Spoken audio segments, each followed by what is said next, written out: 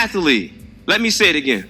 I want him to grow up to be a phenomenal student, athlete. It's not athlete, student. It's student first. But I need him to understand that the battle starts right here in the mind. I need him to know that times are going to get hard. I need him to understand life is not going to always go the way he wants it to go. Life is not going to always go the way that you want it to go. Life didn't always go the way that they wanted it to go. They didn't want to be slaves.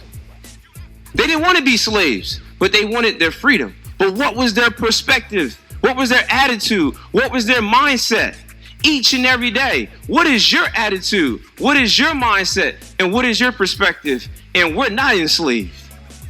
We're free because of the work that they did. We should wake up every day living our lives in light of what has been done and what's been accomplished by our ancestors on our behalf. That should spark us. That should ignite a fire inside of us to want to be our best, to maximize our potential. I can never understand it, how people want to live their lives and just be mediocre. It makes no sense to me. When each and every one of us have worth, we have value, we have purpose. No one's here by accident. No one. It doesn't matter how you were conceived or the situations and circumstances in which you were conceived under, but you're not here by accident. So if you know that you have some level of talent, skill, and ability that resides within you, there's some problem that exists in Bloomfield in this world that you can help solve. You can literally make this world a better place. Why would you want to be mediocre? Why would you want to be average? Why? Why would you not want to do the best that you can to be the best version of yourself? But I tell you what, your perspective will drive your performance. The way that you perceive life, the way that you perceive yourself will dictate the results that you get. If you don't think highly of yourself, if you don't realize the purpose and skill that you have, it will dictate your results. Every time she get on the mat, the first battle that she has, it's not with the person that she's about to go on the mat with.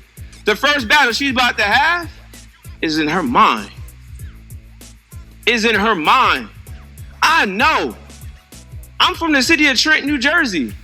90,000 people, approximately 17,000 students in the public school district, with a graduation rate hovering around 72%. Yeah, she read the bio. Yeah, I played professional basketball.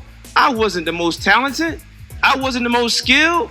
And I'm not going to embellish it. I'm not going to come up here and be like, yeah, I was nice. Nah, I wasn't.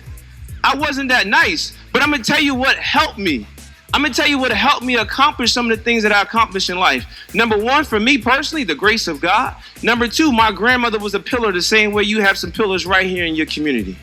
My grandmother cultivated the conditions for success. She set the standards and expectations.